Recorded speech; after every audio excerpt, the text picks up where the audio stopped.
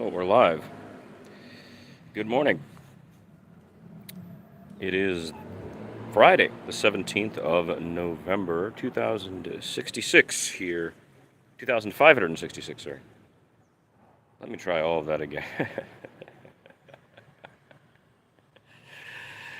Good morning. I am MTK on the MIC, and this is the Watthana district of Bangkok in Thailand. And today is Friday, November 17th, 2566. BE. This is the first live cast by MTK on the MIC from Bangkok.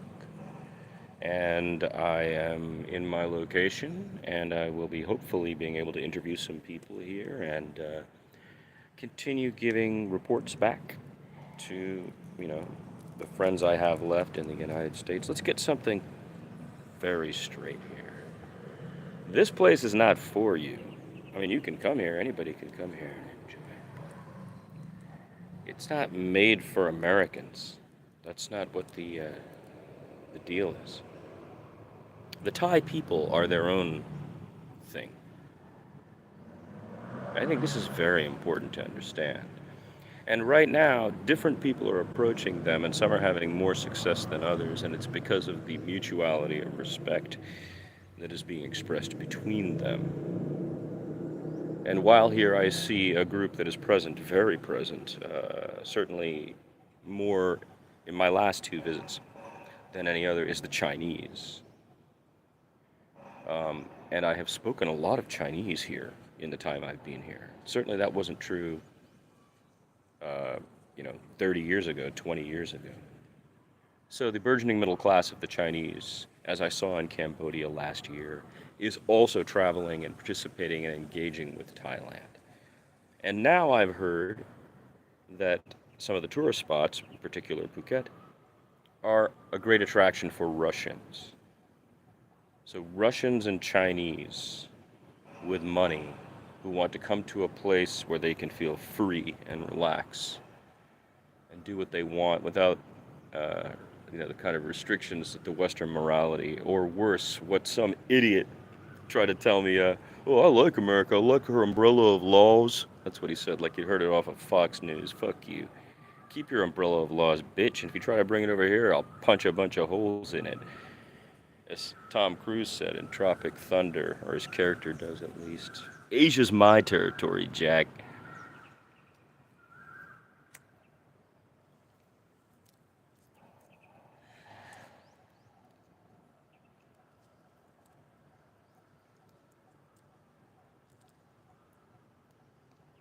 முதல்ல நான் சொல்லணும், நான் தமிழால தான்.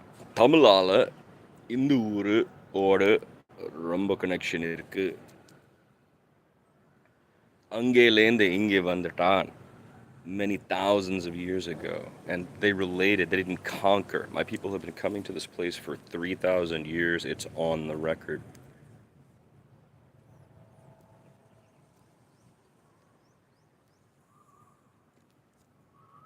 So when I'm here, I'm a Tamil al.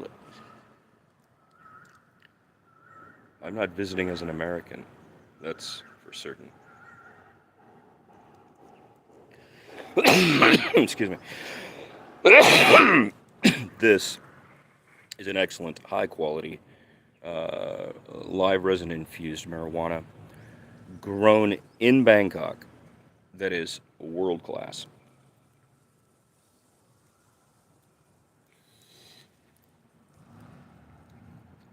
Asia has grown up in the context of your American capitalism, the post-war structure of the neoliberals, and has kicked the doors down and blown the whole thing out. There's no more dialogue about the umbrella of laws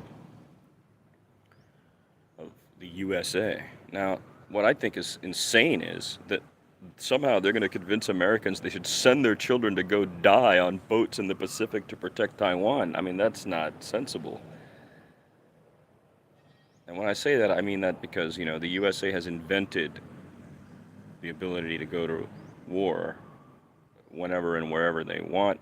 It is an invention of the last 26 years. It began with the Albright, Clinton, Kosovo interventions rolled right through the Iraq and Afghanistan interventions, which to this day, I mean, they had nothing to do with 9/11. I'm sorry.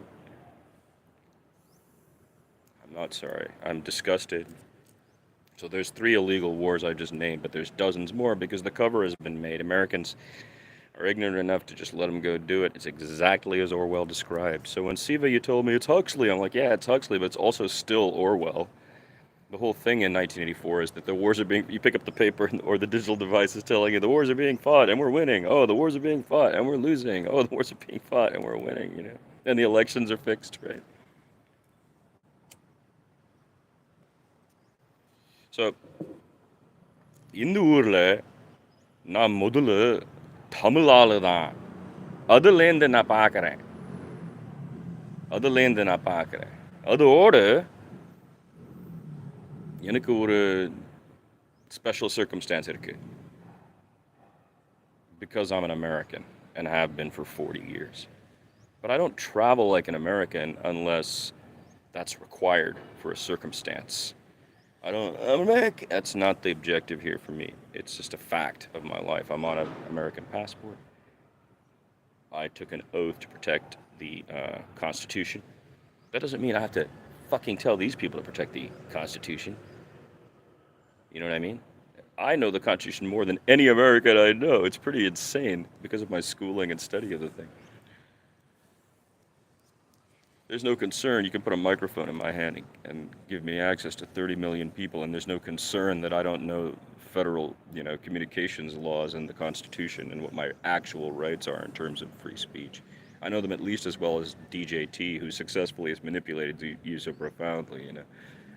A dishonest man has manipulated that context so profoundly. A context I've learned, and many people have learned. You can learn it, to be on the air. It's something you can learn. I taught it. I taught Rosencrantz. That was great. They were like, what? I'm like, yeah, the philosopher nerd is going to go on the air.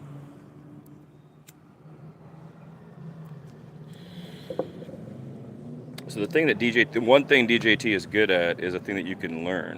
And now DeSantis and whoever else are all trying to emulate that. But it's substanceless. You must understand this even if you're a Republican. I mean, this is substanceless. So now we're talking about the substanceless candidate. So that goes back to the Republicans doing this over and over again. Schwarzenegger in 03, I was right there covering it. You should listen to how I called it. It's, in my opinion, one of the greatest calls of any gubernatorial race in history. I was the only person with the courage to actually say the words. That's the society we live in the post-social media world, even more exaggerated. You can't say anything. The space is very narrow, and I elect to change that space. And I'm disappointed when YouTube tries to tell me I can't, because I know what I'm doing. I'm a mortal man. I'm allowed to do what I'm doing. I'm a thinker, a philosopher, an educator. I have deep things I can teach you and everyone about what is wrong with our society, certainly. But I'm not doing that. It's not my job at the moment. You could hire me to do that. I'd consider it. At the moment, I'm post-pandemic traveling, trying to get a handle on the world again. And Asia's my territory, Jack.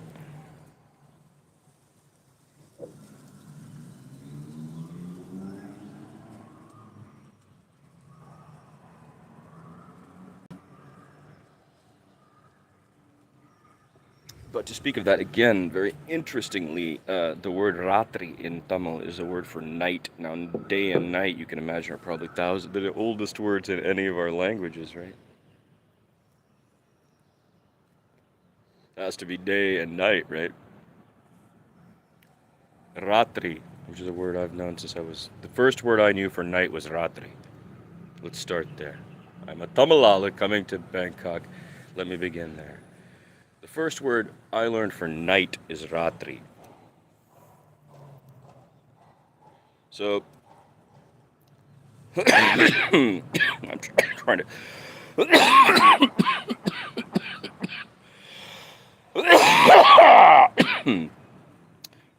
That's the 10-minute mark of the live program, MTK on the MIC, live from Bangkok. I'm coughing because I'm trying to smoke too much of a very strong marijuana. That is a mistake on my part, but should also be taken as an indicator. I'm 6 feet tall, 200 pounds, and I have been smoking marijuana for many years. I never smoked as a child. I never smoked in high school. I never smoked in college. It would interfere way too much with my education. I didn't do that. But I did begin smoking after the age of 23, and I have been smoking for, I guess, 22 years, 23 years. I've been smoking as long as I was not smoking as a human being.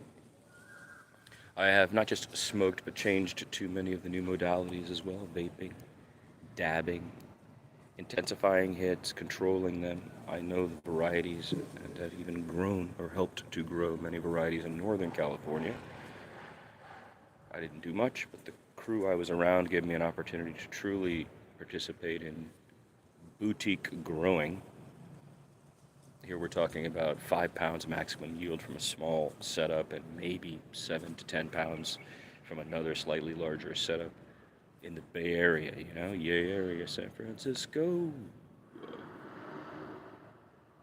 which I consider home. Marijuana is a part of my life to the extent that I'm very discreet about it. I don't put it in anybody else's face. I rarely share my opinions about it, but lately I wanted to do that more as more people are considering the legalization or decriminalization of marijuana.